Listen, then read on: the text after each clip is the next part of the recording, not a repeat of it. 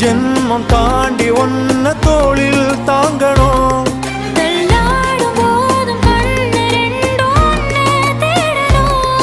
உயிர் விட்டு போகும் அந்த நொடியில் ஓருவம் முன்னால் வரணும்.